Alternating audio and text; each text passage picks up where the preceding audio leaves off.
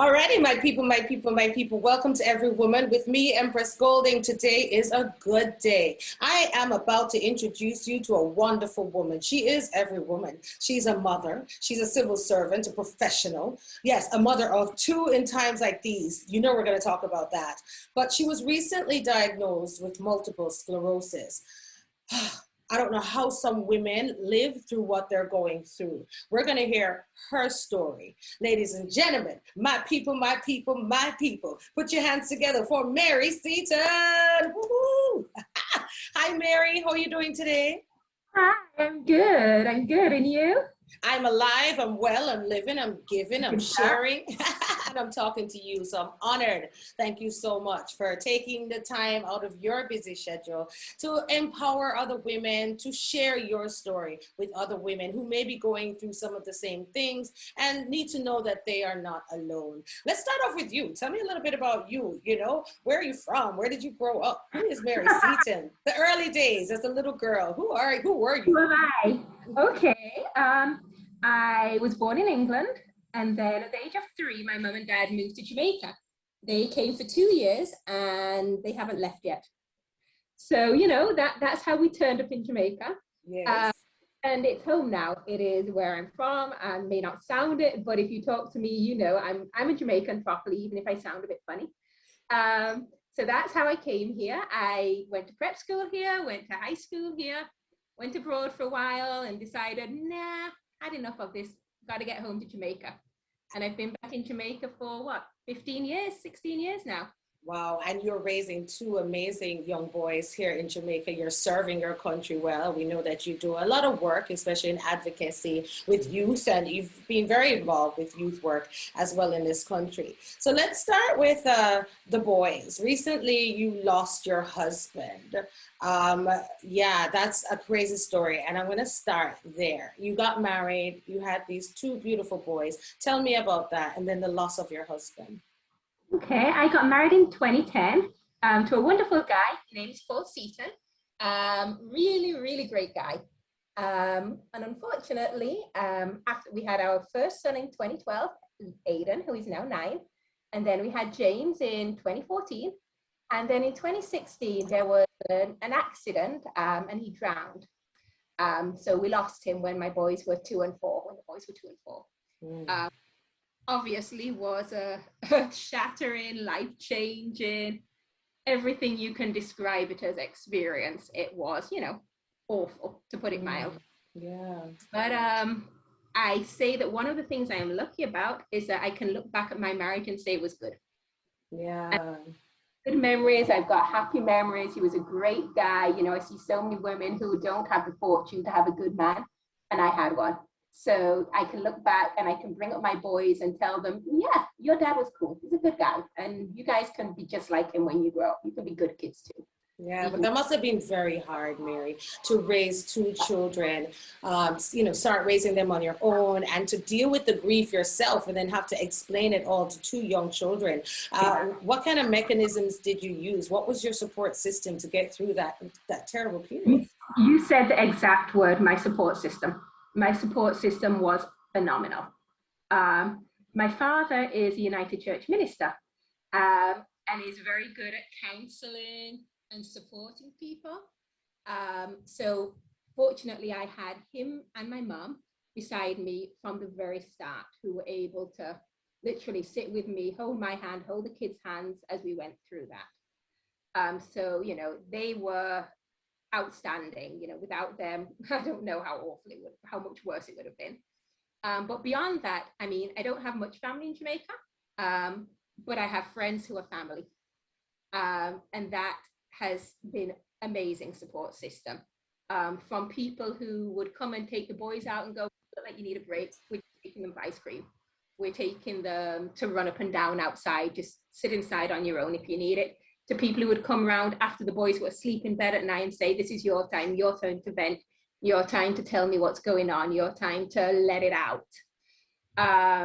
Friends of Paul's as well, who were there for me, who have become family too. We've been really fortunate to be surrounded by good people and professionals as well.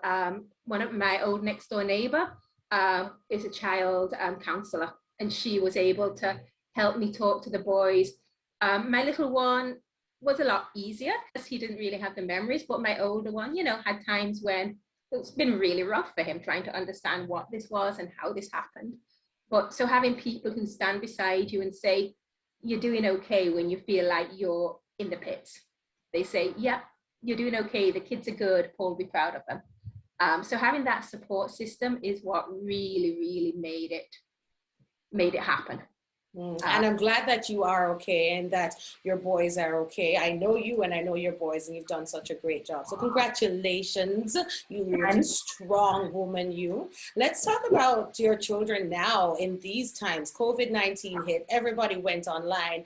You're a working mom, you work every single day. How do you parent and raise your children in times like these? Like, how hard has it been? I'm going to go back to the word I had before, the community. I made a decision after my husband died that we needed to move house. We were living in a single family house and we were able to move into a community. And that has helped a lot because we have neighbors who are close by who, you are able to share times with. Even during lockdowns, you can at least call and someone's on the other side of the wall if necessary. Mm-hmm. Look at your window and wave at each other and see other people rather than feeling completely isolated. But yeah, like any mom, it's been hard work. My kids are super energetic. So from them being out and being at school and doing sports to then being home all day was just such a shock for them and such a shock for me. I'm like, what do we do with all this energy? You're like, I try and minimize TV because when they get too much, they get crazy. But you're like, going, can I find the best exercise video on YouTube? So if they're gonna watch TV, at least they'll use some energy whilst they're watching it. So those kinds of things, you start finding new ways. And again, we've been fortunate. They've been at a school that has done online classes. And I know so many kids haven't had that experience. And I'm immensely thankful that their school had been able to do online classes and so on. So at least they've been able to see their friends online and keep learning, and those kind of things, which is so vital. And so many kids haven't had that, and it's unfair on them. It's hard. Then from the work side, fortunately, my office went completely online for a while, and then we've been going in some days and not other days. So I've been able to keep an eye on them at home and be around with them, and that's been good. And yeah, we've been managing, but it's just. As you're just it's a lot. Do you feel sometimes that you just want to pull your hair out, like I just can't do this anymore? Do you ever reach those moments? So I could stop pulling it. I cut it off. I'm like, if it's so long, I'm just gonna keep pulling it out. And listen, I know exactly what it's like having two children as well. Mary, we're gonna take a break, and when we come back, you will share with us, please, your living with multiple sclerosis. Soon come. We'll be right back, everybody. Mary Seaton, this is her story.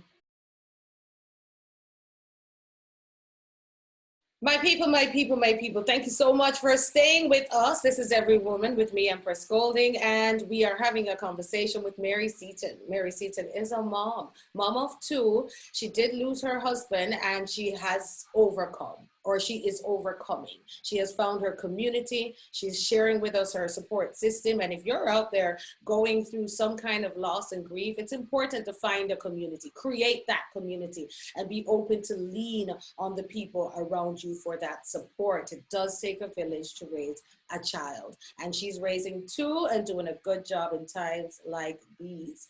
However, recently she was diagnosed with multiple sclerosis. Some of you know it as MS. Some of you are struggling with it. Let's find out what it is and how she is managing. So Mary, tell me about when you were diagnosed and what is multiple sclerosis?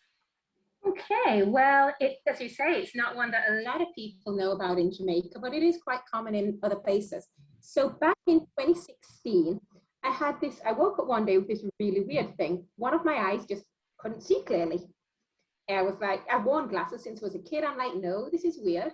Called my physician, who said, you're an ophthalmologist, you need to go to the hospital and get seen. So off I went. I was admitted for a few days and they did lots of tests and they came back and said it was a fluke accident. However, often this fluke accident is related to MS, multiple sclerosis. So they said, you're going home with a clean bill of health, but just keep an eye out. So I was like, okay, that's could be worse, but we'll just keep an eye out. Then about a year and a half later, in 2017, I started feeling numbness in my legs. It's like, this is weird, just the best way to describe it is if you've ever worn clothes, particularly socks that are too tight, and your skin just feels funny when you take them off. Just feels like too tight and not quite right. It was like that. And it went on for a few weeks. And I thought, So I went to see a specialist, me around, and about a month or two later, I got diagnosed with MS. It's diagnosed by a series of things, one of which is they say you rule out everything else. If you rule out everything else, that's a good starting point. Then after that, it's a series of MRIs, which look to see if you've got any marks on your brain or brain or spine. And then there's one other test, they do a lumbar puncture. I have a kind of theory that a lot of people in Jamaica don't have MS because they've never got diagnosed. Because unfortunately, it's not a simple process to get diagnosed. It's not a cheap process to get diagnosed. You're paying for MRIs, you're paying for several doctor's visits, you're going to consultants. And often because what it is you get symptoms, they come on, and then they go away for a while. And then maybe a year later, you get symptoms again, they go away.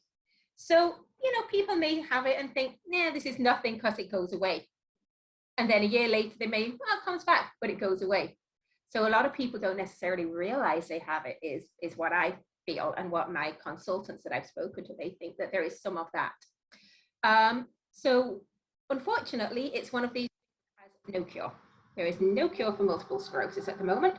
There are lots of amazing research projects going on, which hopefully in time we'll find a cure, but at the moment there isn't a cure.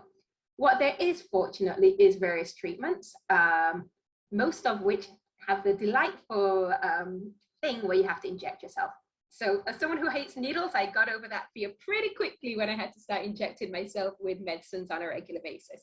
So how often do you have to inject yourself with medication? The one I'm on now, once a week, but the one I was on before was every other day. So that was a bit unpleasant. Wow. You inject yourself and you hope for the best. Like any chronic illness, looking after yourself is key, and you learn what to do. You learn that if it can make you very tired, and if you're tired, you have to rest. So much of the time our society says, oh, you're tired, just get on with it, just keep going, just push through it, you can do it, just go a little harder and you'll be fine. And you have to learn that when your body says you're tired, you go, I'm going to take a rest, I'm going to let things happen, I'm going to leave the house not as tidy as I'd like, I'm going to not do the things I want to do, I'm going to rest. You have to try and eat healthily, lots of fruit and vegetable, just a proper diet rather than junk food. Yeah, and try and exercise and generally stay healthy. And the healthier you are, the better you can handle it. So that's the lesson I've had to learn, is how to listen to my body and try and be as healthy and as kind to myself as I can be. Yeah, so how bad is it? You said there's no cure. It's a definitely disabling disease, as you mentioned. It affects your brain and your spinal cord. How bad can this get, Mary? Well, the good news is it's not 30 years ago. 30 years ago, there was basically no treatment for it. So if you were diagnosed with MS 30 or 40 years ago, you were going to be in a wheelchair within 10, 15 years, and you were going to lose more and more functions over time. So that was then. Now we know a lot more about it and we have the meds. If I'm a good girl and I do what I'm supposed to do and I take all my meds, we can minimize what we call the relapses. So the relapses are when you develop new spots on your spine or your brain, and it gives you extra conditions. So for example, if I have a relapse, I had one not that long ago, and it meant I had great difficulty walking and balancing. So that was for about a week or two, it was very hard to walk and balance. Because I'm on the meds and so on, I came back from that, and I've now regained all of those things. Over time though, each relapse you have can be worse than the one before. But the idea of the meds is to try and minimize the number of relapses you have, which minimizes the permanent damage you have. So you try and just prevent serious damage, because, you know, some people who have it do end up in wheelchairs. That's not uncommon. That's one of the most common side effects, is loss of mobility. But currently they're saying that if you take your meds and you're fortunate, you will hopefully be able to live a long, healthy life. So that's what we're trying to do. Tell me about the medication, Mary. You know, how expensive is it? Yeah, because I have no idea. Like, no, because healthcare is something that I'm very passionate about, looking at how we improve our healthcare system, how we improve funding for, you know, medication, and even to encourage our listeners to get health care, what do you call it, insurance, you know, like what do we have to prepare for if we were to face a challenge like this? The problem with MS is it's a prescription drug, and nearly every insurance that I've found has a distinct limit to how much prescription drugs they will cover in a year. And the limits on most health insurance will cover about a month's worth of your drugs. If you buy the drugs within Jamaica, they're only available through the National Health Fund, because no one privately imports them. And they can be around $1,000 US per month. Yeah, I mean, there are other options. You can look at bringing them in yourself, which is a bit cheaper, but it is which is, I think, another reason a lot of people don't even bother finding out they have it. Because if you find out you have it, what are most people going to do? So, yeah. That's so hard. That is rough. It is ridiculous. I agree. So, so this is an expensive future you have in front of you. I mean, this is something. Are you going to have to do this every single month for the rest of your life, or is there a time where you believe that treatment will be reduced? There's a couple of things. It is more active when you are. Most people who are diagnosed in their 30s. That is the key. Women primarily people who have not always lived in a hot country. So I don't know why I got it. I've always lived in Jamaica. I've had enough sunlight. But they say that over time it can get less active. So you may not need as many drugs over time. I mean, I'm really optimistic. I've been looking at the research coming in, and I'm hopeful. I really hope and pray that there will be a cure. That's what we've got to hope, because otherwise you just keep going. You just do what you do and carry on as best you can. Yeah. I know you're not an expert, and well, maybe you are an expert now, since I'm sure, maybe you've done more research than many, because you are going through it. But what are some of the other risk factors that you've heard of? The primary ones are being a white person, being female, being around the age of 30 when you're first diagnosed, in that sort of area. Those seem to be the key ones.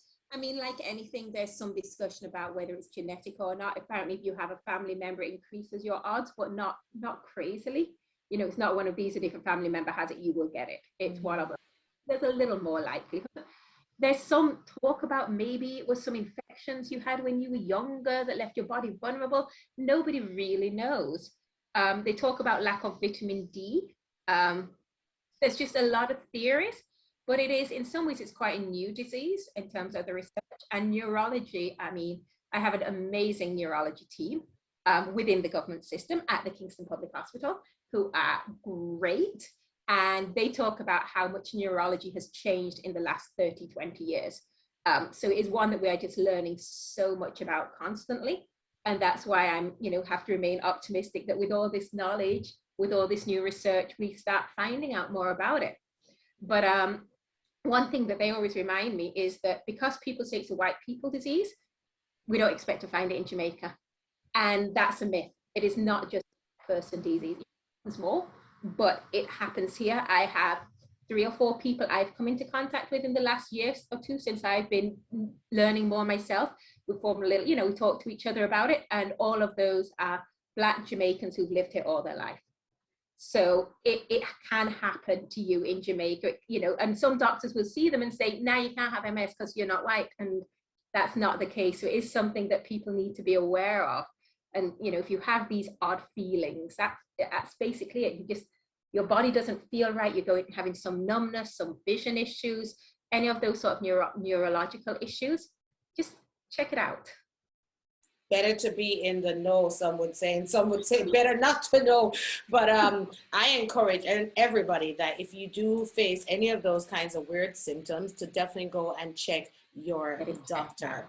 All right, yeah. let's get some advice now, everybody. Grab your Every Woman Nugget book with your Every Woman Nugget pen, and let's make some notes, nuggets from Mary Seaton. And women who are going through a diagnosis, they're struggling with a mental health challenge, a physical challenge, and they feel like giving up, what would you say to them? It will get better. There were times when I was spending all day crying. Then I moved to crying every day. And then gradually, I remember one day I woke up and went, I didn't cry yesterday. And it just slowly gets there. And I mean, the biggest challenge I had was also my biggest strength, which was the boys. You know, I was so worried about them, so concerned about them. But at the same time, I had to get up because of them. They were there. And when I needed it, I tried to be as honest as I could in an age-appropriate way and say, some mornings, Mummy's struggling today, and Mummy needs a few extra hugs. Can I have a few hugs? And just lean on them as without burdening them, but just lean on them and take your strength from them, because really, at the end of the day, you know, that's your life now. You can't. They are there. You know, there's no, especially, you know, when you lost a husband, there is nobody else there. They are my responsibility alone. So you've got to go for it. So yeah, lean on the people who say they are there for you. You'll learn quickly who's there for you. Not everybody is, but the ones who are there for you, if they say they'll do something for you, let them. You know, so many people say, oh, I'll do something. You go, oh no, I don't want to trouble you. But actually, the ones who are there for you, they want to help you. So lean on them if they'll let you. Thank you so much, Mary. Very inspirational hearing your story. Congratulations on doing it all, working 9 to 5 plus, raising 2 boys plus, and also living with multiple sclerosis. You know, we know it's not easy, but you seem to be doing okay, and I'm glad we could check in on you today. You are every woman. Keep on being an amazing woman. Have a wonderful day, and thanks for being here again. Darling, lovely. Appreciate it. All righty, my distinguished listeners, that was Mary Seaton. That was her story, the state of being a working mom, losing a husband, and living with multiple sclerosis. But she's surviving, and I hope you got some advice and some nuggets from her today. All right, until next time.